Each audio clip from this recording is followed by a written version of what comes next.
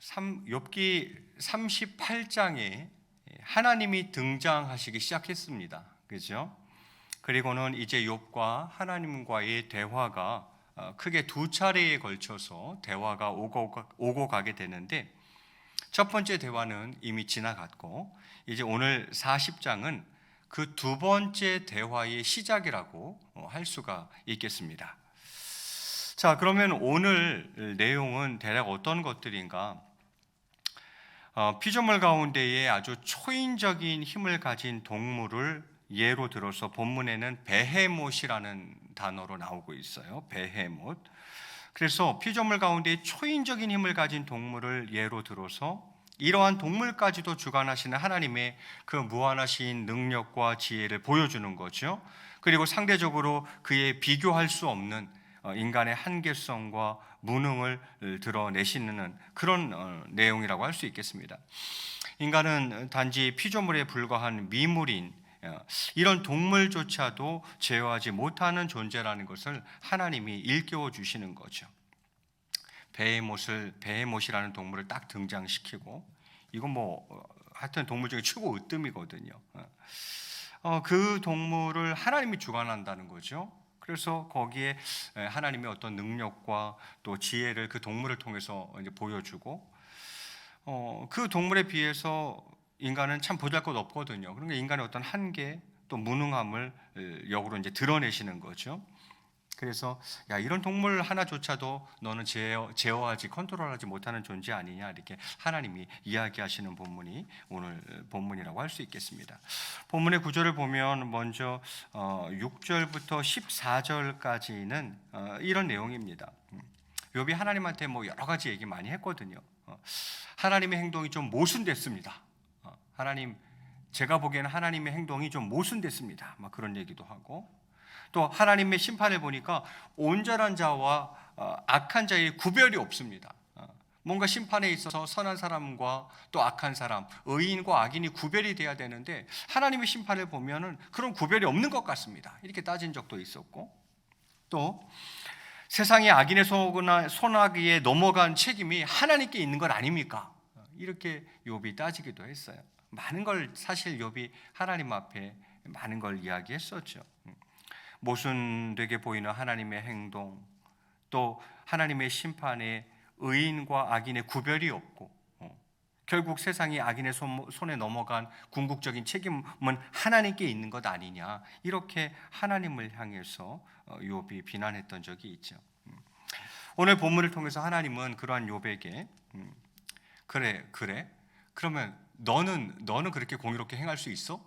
하면서 신적인 자격이 너에게 있는지를 하나님이 질문하시는 거예요. 네가 신이야? 너도 그럼 네가 이렇게 할 수 있어? 너한테 어떤 그런 신적인 자격은 있어? 이렇게 하나님이 묻는 거죠. 그러면서 욥 자신의 그 공의와 의를 입증해 보라고 하나님께서 말씀하시는 대목이 바로 전반부의 내용들입니다. 오늘 본문 전반부의 내용들이고, 이제 후반부에는 아까도 말씀드린 대로 베헤못이라는 동물을 등장시키죠. 베헤못은 베헤마라는 단어의 복수형인데, 베헤마는 짐승이란 뜻이에요. 그래서 이 베헤못이라는 이 동물은 거대한 짐승, 이렇게 생각하시면 될 것 같습니다. 성경 학자에 따라서는 이 거대한 짐승이 하마다, 또는 악어다, 또는 코끼리를 이야기하는 거다, 물소를 이야기하는 거다, 다양한 이야기들을 하지만 사실 이 본문만 가지고 이 동물이 정확하게 무슨 동물을 이야기하는지는 제가 보기에는 좀 알기는 어려워요. 근데 분명한 것 한 가지는 거대한 짐승이라는 것은 분명한 사실인 것 같아요. 자, 하나님은 이 베헤못도 내가 창조한 하나님의 피조물 중에 하나일 뿐이라고 이야기를 하고, 또 베헤못은 아주 특별한 힘과 능력이 있어서 하나님이 만드신 것 중에 으뜸이라고 그렇게 평가를 하시죠. 그 베헤못은 어떤 환경에서도 태어나고 또 사람이 제어할 수 없는 동물의 왕으로 그렇게 오늘 본문이 묘사하고 있습니다. 하나님이 지은 동물이에요. 일단은 하나님이 지은 동물이고, 그리고 으뜸이에요. 힘과 능력에 있어서 으뜸이에요. 어마어마한 힘을 가지고 있어요. 사람이 컨트롤할 수 없는 동물의 왕이다, 이렇게 성경이 오늘 묘사를 합니다. 그런데 하나님은 이러한 피조물까지도 제어하시고 다스리는 창조주 하나님이라는 얘기, 그 얘기를 하려고 그러시는 거예요. 그래서 베헤못을 등장시키는 거예요. 너 베헤못 알아? 베헤못보다 네가 더 세? 아니, 베헤못을 네가 컨트롤할 수 있어? 내가 창조하고 내가 컨트롤하고 내가 다스려, 내가 창조주 하나님이야, 이렇게 하나님이 이야기하시려고 베헤못을 사실 등장시키는 거죠. 자, 요 정도의 예비 지식을 가지고 한번 본문을 좀 살펴보도록 하겠습니다. 자, 6절에 보면 하나님이 이렇게 시작하십니다. 그러니까 욥과의 대화가 38장에서부터 42장까지 이제 나오는 건데, 첫 번째 대화는 끝났고 이제 두 번째 대화가 이제 시작하는 그런 대목이에요. 자, 뭐라고 이야기하십니까? 6절에 그때의 여호와께서 폭풍우 가운데에서 욥에게 일러 말씀하시되 너는 대장부처럼 허리를 묶고 내가 네게 묻겠으니 네게 대답할지니라, 이렇게 이야기를 합니다. 하나님은 욥에게 거의 70여 개의 질문을 쏟아붓는다고 말씀드렸죠. 오늘 본문도 그 질문들 가운데 그 연장선상에서 또 계속 질문을 하고 계시는 거죠. 사실 우리는 감히 그분 앞에 바로 설 수조차도 없는 존재죠. 하나님이 계신다, 그 앞에 우리가 딱 설 수 있겠습니까? 사실은 하나님 앞에 설 수조차도 없는 그런 존재인데, 어찌되었건 욥이 자꾸 이제 그렇게 이야기하니까 알았어, 너 일로 와봐. 너 대장부처럼 허리 딱 묶고 내가 이제 질문할 테니까 그럼 너 대답 좀 한번 해봐. 이제 이렇게 되는 거죠. 자, 그러면서 던지시는 질문이 무엇입니까? 8절에 보니까 네가 나의 공의를 부인하려느냐? 네 의를 세우려고 나를 악하다 하겠느냐? 하나님이 이렇게 묻습니다. 나의 공의, 하나님의 공의, 네가 나의 공의를 부인하려느냐? 그리고 네 의를 세우겠다고 나를 악하다고 하겠느냐? 이렇게 하나님이 질문하십니다. 여러분, 하나님이 공의롭지 못하다고, 하나님이 불공평하다고 말하는 것은 하나님을 정죄하는 것이나 다름없는 거죠. 하나님은 불공평하세요. 하나님은 정의롭지 못하세요. 이렇게 하나님에 대해서 이야기를 해버리는 것은 하나님이 죄인이라고 이야기하는 거죠. 하나님을 정죄하는 것이 된다, 이 말이죠. 그래서 하나님이 얘기하는 거예요. 네가 나의 공의를 부인하려느냐? 네 이 의를 좀 세우겠다고 나를 그렇게 악하다고 하였느냐? 뭐 이렇게 말씀하시는 거죠. 그러면서 9절에 이야기하십니다. 네가 하나님처럼 능력이 있느냐? 하나님처럼 천둥 소리를 내겠느냐? 이렇게 이야기를 합니다. 이것은 아까도 이야기한 신적 자격이 그럼 너한테 있냐? 이렇게 이야기하는 거죠. 네가 하나님처럼 능력이 있어? 하나님처럼 뭐 천둥 번개 이런 거 치게 할 수 있어? 이렇게 이야기하는 거죠. 피조물로서 분명한 한계를 갖고 있는 연약한 존재라는 거죠. 너는 피조물이고 피조물로서 분명히 한계를 갖고 있는 그런 연약한 존재야. 너에게는 신적 자격이 없어라고 하나님이 이야기하고 있는 것이죠. 그러면서 10절에 하나님께서 말씀하십니다. 너는 위엄과 존귀로 단장하며 영광과 영화를 입을지니라, 이렇게 이야기해요. 영광과 영화, 원어로는 하다르라는 단어인데 이건 하나님만이 소유하고 있는 속성이에요. 하나님만 소유하고 있는, 인간은 안 가지고 있는, 하나님만 소유하고 있는 그런 속성이라 이 말이죠. 요한테 이야기하는 거예요. 그래? 너 그러면 위엄과 존귀를 단장하고 영광과 영화를 입어봐, 이렇게 이야기하는 거예요. 창조주 하나님과 피조물인 인간의 현격한 차이를 부각시키고 있는 거죠. 너는 피조물이고 나는 창조주야. 네가 내가 가지고 있는 속성들을 가지고 있어? 위엄과 존귀, 영광과 영화, 이것을 네가 가지고 있어? 없잖아. 너 없잖아. 너는 피조물이야. 나는 창조주야. 너와 나 사이엔 현격한 차이가 있어. 그런데 네가 마치 하나님인 양 날 향해서 하나님의 공의를 부인하고 나를 정죄해? 그럼 네가 한번 그렇게 공의롭게 다스려 보든가. 그렇게 할 수 있어? 라고 이렇게 하나님이 욥을 몰아붙이고 있는 거죠. 깨닫게 하려고 그러는 거예요. 깨닫게 하려고.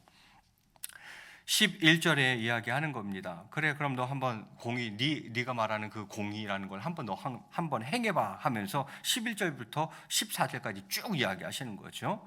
너희의 넘치는 노를 비우고 교만한 자를 발견하여 모두 낮추되 모든 교만한 자를 발견하여 낮아지게 하며 악인을 그들의 처소에서 짓밟을지니라. 그들을 함께 진토에 묻고 그들의 얼굴을 싸서 은밀한 곳에 둘지니라. 이렇게 이야기를 합니다. 이게 무슨 말이에요? 이 11절부터는 하나님의 공의를, 그 공의 네가 한번 행해보라고 이야기하는 거예요. 11절에 너의 넘치는 분노를 한번 그럼 쏟아 부어봐. 네가 그렇게 공의를 행할 수 있어? 그러면 너의 그 분노를 한번 쏟아봐. 교만한 자 발견하면 그들을 네가 낮추어봐. 모든 교만한 자를 발견하면 낮아지게 하고 악인들을 짓밟아 버려봐. 그렇게 할 수 있어? 할 능력이 있어 너한테? 이렇게 묻는 거죠. 13절도 그들과 함께 진토에 묻어버리고 그들의 얼굴을 싸서 은밀한 곳에 둘지니라. 즉 네가 내 공의에 대해서 자꾸 뭐라고 하는데 그러면 네가 직접 해보든가. 이렇게 할 수 있어? 못하잖아 이 말이죠. 네가 만약에 그렇게 할 수 있다면 그렇게 한다라면 내가 인정할게. 14절이 그 말이죠. 14절에 보면 그리하면 네 오른손이 너를 구원할 수 있다고 내가 인정하리라. 이렇게 하나님이 이야기하고 있는 것입니다. 하나님은 욥에게 하나님과 같은 위치에 서서 한번 공의를 행사해 보라고 말씀하시는 거죠. 이것은 욥이 여전히 자신의 의에 집착하는 어리석음을 범하고 있음을 역설적으로 책망하고 계시는 것입니다. 그러니까 욥이 자꾸 자신의 의, 물론 그 의라는 게 사실은 하나님 앞에서 주장할 수 있는 의는 아니거든요. 사람과 사람 사이에서 비교해 보아서 상대적으로 괜찮은 사람이라는 상대적 의이지, 절대적인 선이요 절대적인 의이신 하나님 앞에서도 의로울 수 있는 의는 아닌데 욥이 자꾸 자기의 의에 집착하고 있는 거죠.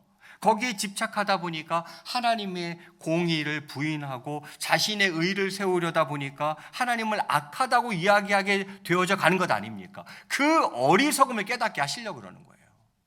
그래 알아. 욥아 내가 알아. 네가 얼마나 착하게 살고 선하게 살고 다른 사람들에 비해서 얼마나 의로운 사람인 줄 알아. 그런데 네가 내 앞에서도 의인이냐? 네가 내 앞에서도 의인이냐? 그 자기 의에 집착해가지고 그 어리석음을 벗어나지 못하고 네가 그렇게 자신의 의를 내세우면서 나를 향해서 하나님은 공의롭지 않다고 자꾸 얘기하고 나를 악하다 하니 그러면 내가 자리 비워줄 테니까 네가 내 자리에 서서 하나님의 자리에 서서 공의를 행해봐. 그렇게 할 수 있는지 그렇게 할 능력이 있는지 하나님이 묻고 있는 거예요. 서기는 그 자리에 어떻게 서요? 하기는 뭘 해요? 못하죠. 욥이 그 자리에 설 자격도 안 될 뿐더러 신적 자격이 없어요. 피조물인데 인간이잖아요. 신적 자격도 없고 그 자리에 세워준다 한들 이렇게 공의를 행할 수 있겠냐는 거죠. 못하죠. 욥이 못하죠. 그래서 욥이 그 자신의 그 무지함을 깨닫게 하려고 하나님이 계속 질문을 던지면서 끌고 가는 거예요. 욥을 계속 끌고 가는 거죠. 여러분, 그 욥은 앞에서의 그 많은 변론들 속에서 악인들의 형통에 대해 깊은 의문을 던지고 또 그들이 멸망하는 것을 눈앞에서 좀 봤으면 좋겠다라는 것까지 욥이 이야기를 하죠. 하나님이 살아계신가? 하나님이 공의를 행하시는가? 그렇다면 어떻게 저렇게 악인이 형통하지? 나는 저 악인의 형통이 의문스럽고 사실은 저 악인들이 눈앞에서 좀 멸망하는 것을 볼 수 있었으면 좋겠네. 이제 욥이 그런 얘기를 했죠. 그러나 욥의 소원대로 만일 하나님께서 공의로 모든 인간을 심판하신다면 그 앞에 살아남을 사람은 하나도 없을 것입니다. 그렇지 않습니까? 욥이 말한 그 심판에는 사실 자기도 속할 수 있다는 생각을 못 하고 있는 거죠. 아유, 하나님이 그냥 싹 다 쓸어버렸으면 좋겠네. 저것들을 왜 그냥 두지? 악한 자들을 왜 그냥 두지? 왜 형통하게 하시지? 그런데 사실은 예수님 때문에 우리가 의롭다 칭함을 얻은 것이지, 사실 따지고 보면 우리도 그 악인 속에 포함된 사람들 아니겠습니까? 과연 하나님 앞에 우뚝 서서 내가 의인이라고 할 수 있는 사람이 누가 있겠습니까? 하나님 앞에 살아남을 사람은 하나도 없을 것입니다. 하나님이 진짜 절대적인 공의를 가지고 모든 인간을 심판하신다면 그 앞에 살아남을 사람 하나도 없을 겁니다. 따라서 우리는 하나님께서 인간의 죄악을 일시적으로 묵과하시는 이유는 뭐 심판할 능력이 없어서나 뭐 공의가 좀 모자라서 그러시는 게 아니라는 거죠. 오히려 긍휼을 베풀어서 정하신 때까지 아무도 멸망치 않고 다 회개하기에 이르도록 하시기 위해서 오래 참고 계시는 것뿐이다라는 거죠. 그러한 사실을 우리가 알아야 된다 이 말이죠. 하지만 하나님의 이러한 섭리를 깨닫지 못했던 욥은 하나님의 처사가 불공평하다고 하나님을 원망했던 것입니다. 여러분, 하나님이 지금 능력이 모자라서 안 하시는 거예요? 하나님의 공의가 조금 모자라서 그러시는 거예요? 그게 아니라는 거예요. 정말 그들을 불쌍히 여기시고 기회를 주고 그들이 어떻게든 회개하고 돌아와서 멸망하지 않게 하려고 하나님께서 그렇게 지금 섭리하고 계시는 것인데, 그걸 알지 못하고, 그 섭리를 알지 못하고 그냥 하나님에 대해서 공의롭지 못하다고, 불공평하다고, 뭔가 능력이 모자란 것 아니냐고 이렇게 욥이 많이 따졌거든요. 그래서 정말 하나님께서는, 그래서 오늘 본문에서 이제 하나님의 공의에 대해서 이해를 제기했던 욥이 과연 하나님과 같이 그렇게 교만하고 패역한 자를 진멸할 수 있는 그런 능력을 갖고 있다면 그들을 심판하라고 말씀하고 계시는 것이죠. 그런데 이건 결국 그 어떤 사람도 하나님과 같이 공의롭지 못할 뿐만이 아니라 또 하나님의 공의에 대해서 불평할 만한 자격이 결코 없다는 것을 지금 나타내려고 하시는 것이죠. 자, 그래도 지금 욥이 이제 조금씩 이제 이해를 하고 설득이 되어져 가는데, 아직도 충분히 욥이 속 시원하게 이해하고 설득되지는 않았어요. 그래서 하나님이 이제 한 예를 드는 게 이제 베헤못이라는 동물을 이제 등장시키는 거예요. 그게 이제 15절부터 끝절까지가 이제 그런 내용인 거죠. 15절에 보니까 이제 소같이 풀을 먹는 베헤못을 볼지어다 내가 너를 지은 것 같이 그것도 지었느니라, 이렇게 이야기를 합니다.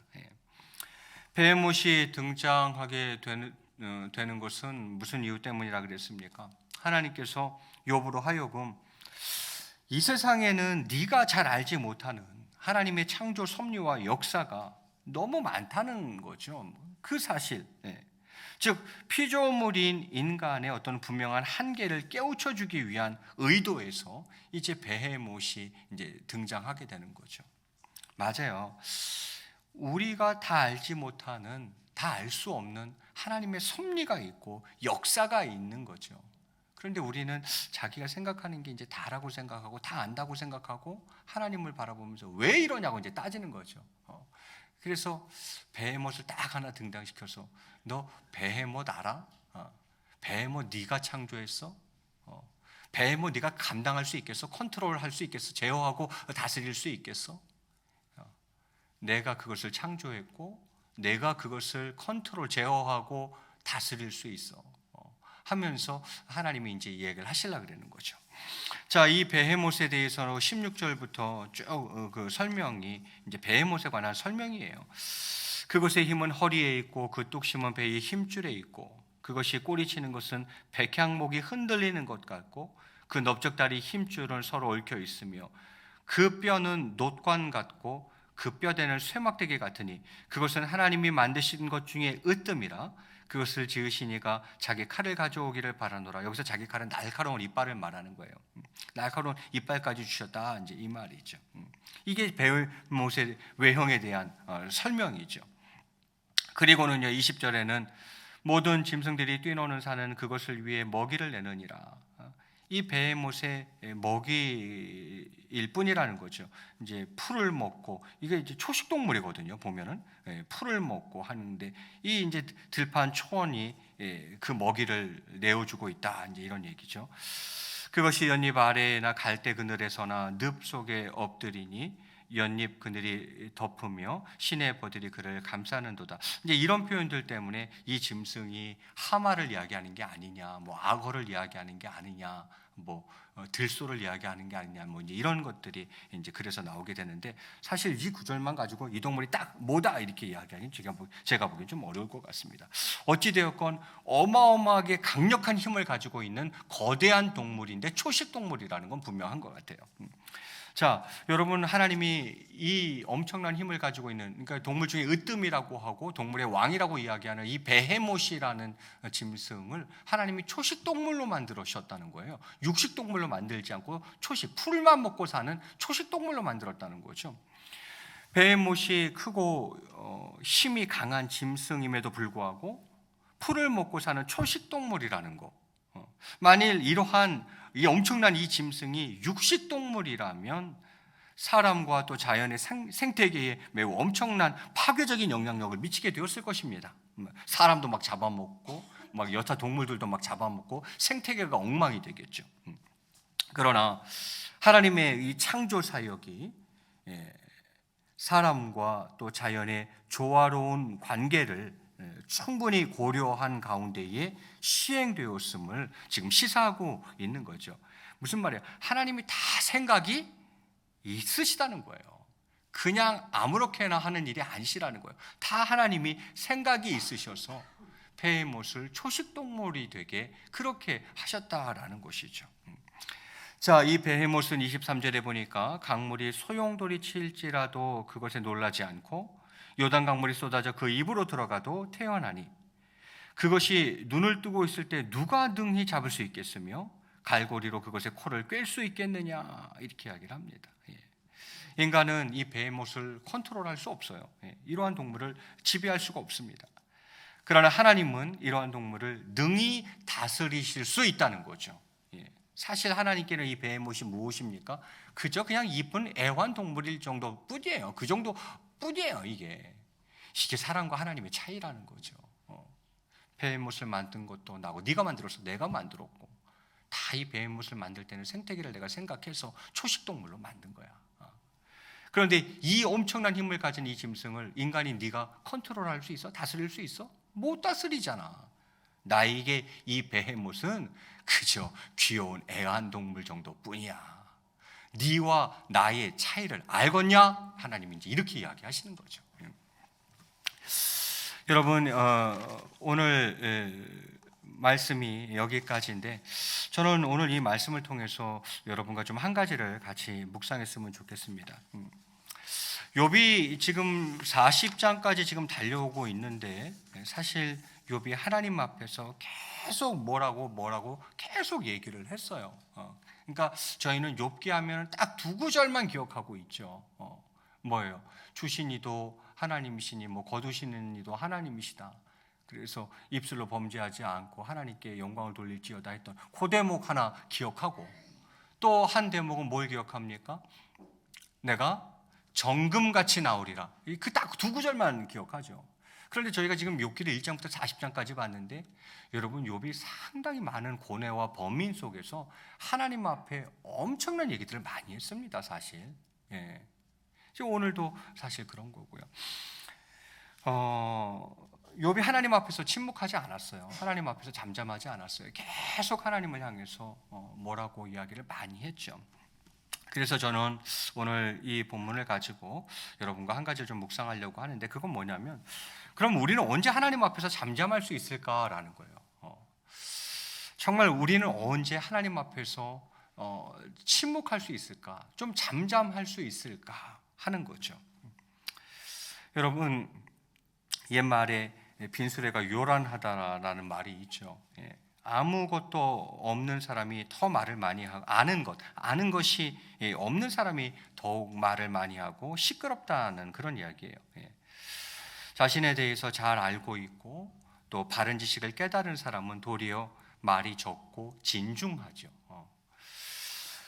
오늘 본문을 보십시오. 그동안 많은 불평과 자기 변호의 말을 쏟아 놓았던 욥이 이제 하나님의 말씀을 듣고 또 바른 지식을 가진 후에는 이제 아무 할 말이 없다고 입을 가리고 있지 않습니까? 자신에게 닥친 고난 속에서 자신과 또 하나님의 주권적인 섭리를 이제 바로 깨닫고, 내가 이런 피조물이구나.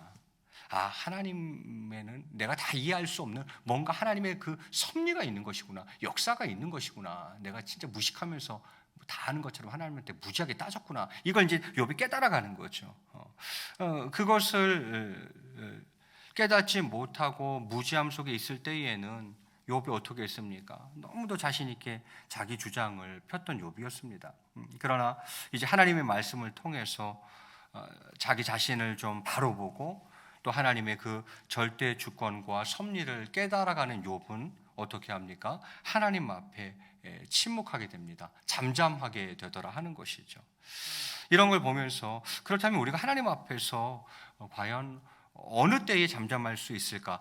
과연 하나님 앞에서 어느 때에 침묵할 수 있을까 하는 것을 생각해 봅니다. 첫 번째는 두말할 것도 없이 나의 연약함을 깨달았을 때인 것 같아요. 나의 연약함을 깨달았을 때에 하나님 앞에서 잠잠할 수 있고 하나님 앞에서 입을 닫을 수가 있는 거예요. 우리가 하나님 앞에서 말을 많이 하는 것은 자신의 뜻과 주장이 옳다고 생각하고 교만하게 자신을 드러내고자 할 때입니다. 정말 자신보다 월등하고 지혜롭고 높고 위대하신 분 앞에서 자신의 연약함과 부족함을 깨달을 때에는 감히 아무 말도 할 수 없는 거죠. 하나님 과연 어떤 분이십니까?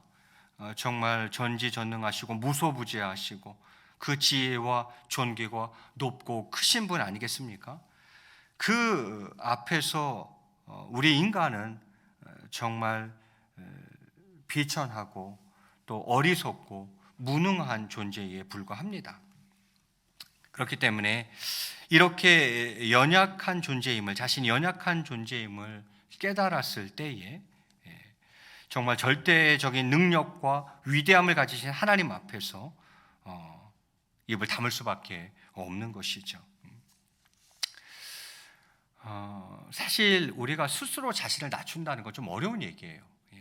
우리 스스로를 낮추는 이러한 심령을 소유하는 일은 쉬운 일은 아닌 것 같습니다. 바울이 이야기한 것처럼 아유 하나님 저는 죄인 중에 괴수입니다. 또 주여 나를 떠나소서 나는 죄인이로소이다 라고 베드로가 고백했던 것처럼 이처럼 자신을 스스로 낮추는 이런 심령을 소유하는 일은 쉬운 일이 아니죠. 뭐 우리 가운데에 이런 탄식이 있습니까? 그러나 성경은 분명히 하나님께서는 겸손한 자에게 은혜를 베푸시고 자기를 낮추는 자를 높이신다고 그렇게 말씀합니다. 그렇기 때문에 날마다 자신을 하나님 앞에서 낮추는 우리가 성도가 되어야 하겠습니다. 그렇습니다. 우리가 하나님 앞에서 언제 잠잠할 수 있을까? 언제 침묵할 수 있을까? 그것은 제일 먼저 하나님 앞에서 자신이 연약한 존재라는 걸 깨달을 때에, 즉 하나님 앞에서 겸손한 성도가 사실은 자기 자신을 바로 아는 사람이죠. 그런 말이 있죠. 천국에는 교만한 자들이 앉을 자리가 없다. 천국에는 교만한 자들이 앉을 자리가 없다. 그런 말이 있어요. 그래서 우리의 연약함을 깨달을 때, 겸손할 때에 우리가 하나님 앞에 잠잠할 수 있겠다 하는 생각을 해봅니다. 두 번째, 어느 때에 또 하나님 앞에서 잠잠할 수 있을까? 그것은 하나님의 섭리를 믿을 때에, 하나님의 섭리를 믿을 때, 깨달으면 더 좋고, 그 하나님의 섭리를 믿을 때 우리가 좀 잠잠할 수 있어요. 침묵할 수 있어요. 그래, 하나님 뭐 생각이 있으시겠지. 내가 지금 다 알지 못하고 뭐 하나님 설명해 준다고 해도 내가 다 이해 못하는 것뿐이지 뭔가 하나님의 계획이 있겠지, 섭리가 있겠지. 그것을 믿을 때에, 그것을 깨달을 때에 우리가 하나님 앞에서 좀 잠잠할 수 있고 침묵할 수 있겠죠. 우리가 하나님 앞에서 말을 많이 하는 것은 하나님의 깊고 오묘하시며 또 의로우신 섭리를 바로 깨닫지 못하고 의심할 때, 그때가 말이 많아지는 것 같아요. 하나님께서는 항상 의로운 섭리 가운데 우리를 다스리시고 지도하시며 그렇게 하심에도 불구하고 하나님의 섭리를 바로 깨닫지 못하고 믿지 못하는 자들은 조금만 답답하고 어려운 상황이 닥쳐도 곧 하나님을 원망하고 불평하고 의심하는 말을 막 내뱉더라 하는 거죠. 이건 이제 하나님의 섭리가 있다는 것을 깨닫지 못하는 거죠. 그것을 믿지 못하는 거죠. 그래, 뭔가 하나님의 이유가 있겠지. 그렇게 하시는 데는 이유가 있겠지. 뭔가 의로우신 선한 섭리가 있겠지. 이걸 믿으면 좀 괜찮은데, 잠잠하게 하나님의 인도하심을 따라 나갈 수 있는데, 이제 이것에 대한 믿음이 없고 이것에 대한 깨달음이 없다 보니까 그러니까 뭐 이제 조금만 답답하고 어려운 상황이 닥쳐오면 막 하나님 원망하고 불평하고 의심하는 말을 막 내뱉게 되는 거죠. 욥처럼 막 그렇게 될 수밖에 없다라는 거죠. 하나님께서 의로운 섭리로 우리를 이끄시고 그러한 사실을 좀 우리가 분명히 깨닫고 믿어 의심치 않을 때 우리는 잠잠할 수 있습니다. 그 조용히 하나님의 의로운 섭리를 따라서 순종할 수 있는 것이겠죠. 마지막 한 가지가 더 있다면 어느 때 우리가 잠잠하고 하나님 앞에서 겸손히 침묵할 수 있을까? 첫 번째는 나의 연약함을 알 때 우리는 딱 입을 닫을 수 있어요. 두 번째는 하나님의 섭리를 믿을 때에, 그것을 깨달을 때에 우리가 잠잠할 수 있어요. 마지막 한 가지는 하나님의 심판을 깨달을 때인 것 같아요. 하나님에 대한 경외함이 있을 때인 것 같아요. 여러분, 입과 혀를 크게 벌려서 사람의 말을 많이 하게 되면, 이게 이제 사람의 말이죠. 자기 말이죠. 입과 혀를 크게 벌려 사람의 말을 많이 하게 되면 그 안에서 실수와 괴유를 바라게 되고, 이에 죄의 환난을 당게 되고, 그러므로 우리가 좀 입과 혀를 신중하게 사용해야 한다라는 것입니다. 우리가 하나님 앞에서 말을 많이 한다는 것은 하나님의 뜻을 구하기보다는, 하나님의 완전하고 의로우신 뜻을 좀 구하기보다는 자신의 불완전하고 자기의 생각과 뜻을 더욱 주장하고 고집하는 모습이라고 아니할 수 없겠죠. 그런데 죄악이 가득한 우리 안에서 나오는 말은 아무래도 죄된 말이 되기가 쉽습니다. 저는 오늘 본문 말씀을 통해서 우리가 이 세 가지를 잘 묵상해 보았으면 좋겠어요. 우리가 하나님 앞에 잠잠할 수 있는 것은 언제인가, 침묵할 수 있으려면 어찌해야 하는가 하는 것들이죠. 그래서 자신의 연약함을 깨닫고 겸손할 때에, 또 하나님의 섭리를 믿고 좀 깨달을 때에, 그리고 하나님의 심판을 두려워할 수 있을 때에 우리가 그렇게 되지 않겠나 하는 생각을 해보게 되어집니다. 말씀을 좀 정리할까 합니다. 우리는 하나님 앞에서 또는 우리 이웃들 앞에서 말을 해야 할 때와 하지 말아야 할 때, 그리고 해야 할 말과 하지 말아야 할 말을 지혜롭게 분별해야 합니다. 이게 지금 말을 해야 할 때인지 말을 하지 말아야 할 때인지, 이게 해야 할 말인지 하지 말아야 할 말인지를 좀 지혜롭게 분별해야 된다는 거죠. 우리가 하나님을 향해 찬양하고 막 감사하고 기도하고 간구하는 말을 할 때, 그럴 때에는 입을 크게 벌려야 하죠. 하지만 불평과 의심의 말은 철저히 막아야 하는 것입니다. 실로 하나님 앞에서 자신을 크게 여기고 하나님의 섭리를 깨닫지 못하고 그분의 심판을 보지 못할 때에는 내 주장을 함부로 말하는 어리석음을 범하게 된다라는 거죠. 오늘 말씀드린 그 세 가지를 이제 거꾸로 하는 사람이죠. 자신의 연약함을, 하나님 앞에서 자신의 연약함을 발견하는 게 아니라 자신을 이제 크게 여기는 사람이죠. 또 하나님의 섭리를 믿고 깨닫는 게 아니라 하나님의 의로운 섭리를 전혀 깨닫지 못하는 사람이죠. 또 하나님의 그 철저한 심판을 보지 못하는 사람이죠. 그러면은 이제 내 주장을 함부로 말하는 어리석음을 범하게 되는 거죠. 그러나 우리가 진정 자신의 연약함과 부족함을 깨닫고 하나님의 그 높고 위대하시고 의로우신 섭리를 깨닫고 그리고 교만한 자에게 내려지는 무서운 심판을 깨달을 때 우리는 하나님 앞에서 잠잠할 수 있는 것이라 생각합니다. 오늘 이 시간 간절히 바라기는 저와 여러분의 삶이 그렇게 되기를 원합니다. 나 자신의 연약함을 깨달아 겸손하며 또 하나님의 섭리가 있으실 것을 믿고, 뭔가 분명히 하나님의 섭리가 있으실 것을 믿고 잠잠히 하나님의 인도하심을 따라갈 수 있는 저와 여러분의 신앙생활 되시기를 주의 이름으로 간절히 축원을 드리겠습니다. 기도하시겠습니다.